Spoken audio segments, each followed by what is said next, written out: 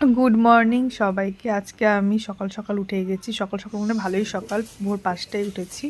উঠে বাসি ঘরটার ঝাড় দিয়ে সিঁড়িতে নেমে নিচের উঠোনটা ঝাড় দিয়ে দিয়েছি।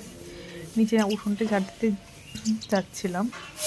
তো আজকে উঠার কারণ হচ্ছে প্রচণ্ড শরীরটা খারাপ মায়ের, আর বোনের তার মধ্যে পরীক্ষা শুরু হয়ে গেছে সকাল সকাল, আর বাড়ি সহ সবাই বেরিয়ে যাবে 9-10টার মধ্যে। তো একটা হয় না যে বৃহস্পতিবারের পুজো, তার মধ্যে একটা মাথায় চিন্তা থাকে, ওই চিন্তাতেই উঠেছি আজকে আরও তাড়াহুড়ো করে।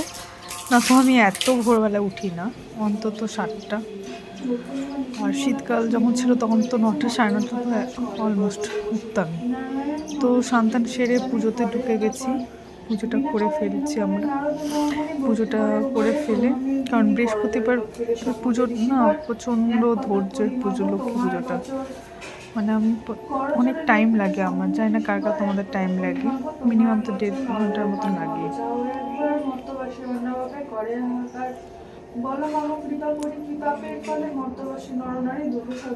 এই দেখো কাপ ধূপগুলো আমার কাছে ছোবা না থাকলে তখন এই কাপ ধূপগুলো ধরায়। কালকে যেটা কিনা হলো ধূপদানি, এটার মধ্যে ঢুকিয়ে দিলাম, খুব সুন্দর লাগছিল।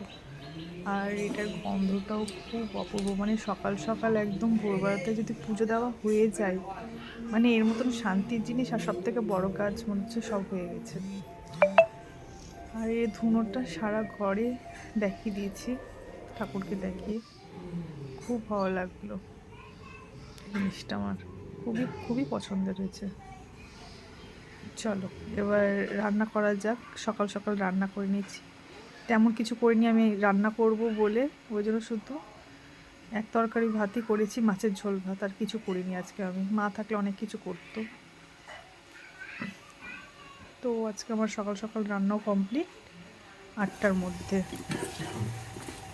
এই যে বাটা মাছগুলো এনেছিলাম, কালকে বাবাই নিয়ে এসেছিলো। মাছের ঝোল কমপ্লিট 8:30টার মধ্যে কমপ্লিট হয়ে গেছে সব।